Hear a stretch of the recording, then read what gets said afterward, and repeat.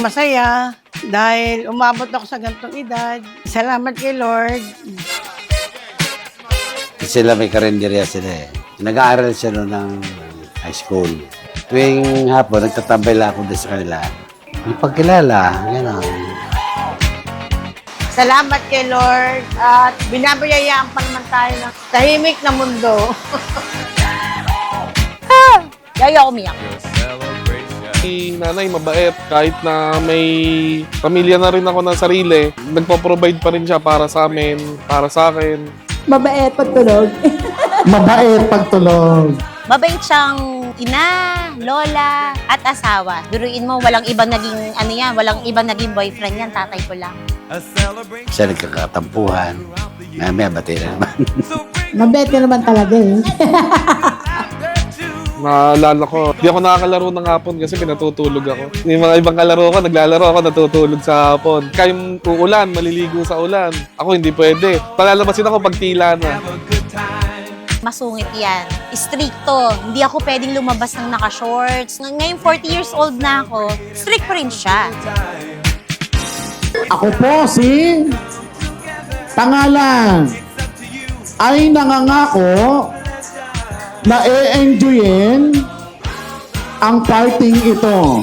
Happy birthday, Ate Pe. God bless. Happy birthday, Nanay Pe. Stay healthy lang. Stay healthy. Ay, mabait naman yung asawa ko. Wala ko na masabi, the best yun. Pakikisama, maunawain, matulungin. Masarap siya magluto.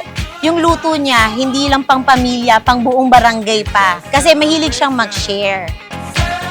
Please welcome our birthday celebrant, Nanay Pe!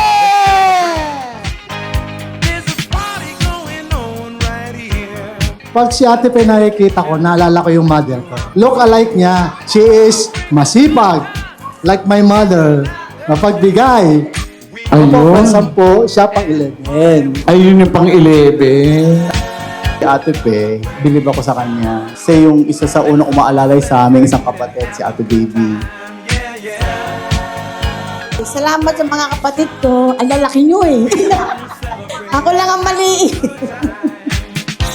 Salamat sa lahat. At bumbu pa tayo kahit paano. Siguro gusto ni Lord, tayo pa rin. Ate Pe, happy 70th birthday. Enjoy your day. Wish ko sa iyo, ipagpatuloy pa rin ang kalakasan mo. Diba? Minsan tumataas yung boses, pasigaw, ganyan. Pero kahit ganun pa man, alam namin sa sarili namin na mahal namin yung isa't isa. Naiingit ako sa iyo. Ginagawa mo lang Australia, parang Quiapo. Dahil dyan, magsisimula na po ang dance party natin. Bawal mag-iyakan! Happy birthday, Nanay Pet.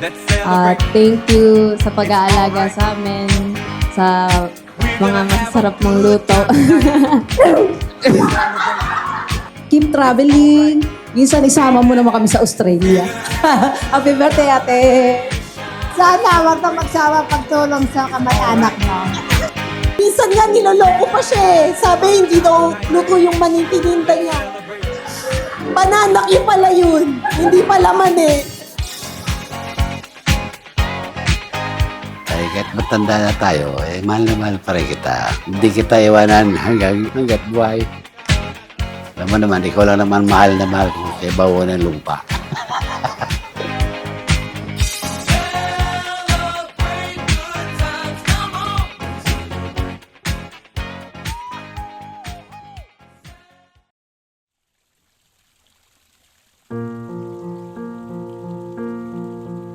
Simula bata si nanay, hindi yan tumigil sa pagtatrabaho. Hanggang ngayon, na 70 years old na siya, hindi pa rin siya tumitigil sa pagpunta sa palengke.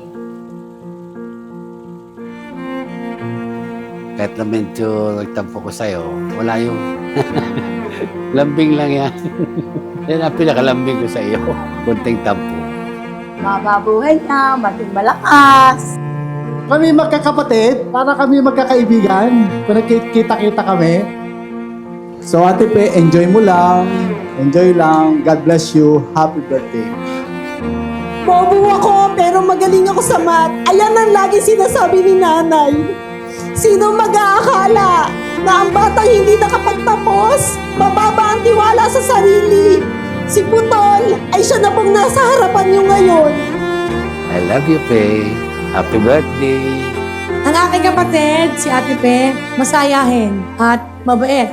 Panginoon, maraming salamat po, Diyos, sa pagkakataon na ito na kami po ay nagkasama-sama, Panginoon, upang i-celebrate po namin ang 70th birthday po ni Ate Pe, Panginoon. Amen. Thank you dahil kahit matigas ulo ko, natitiis mo ako. Sana, bigyan mo pa rin ako baon araw-araw.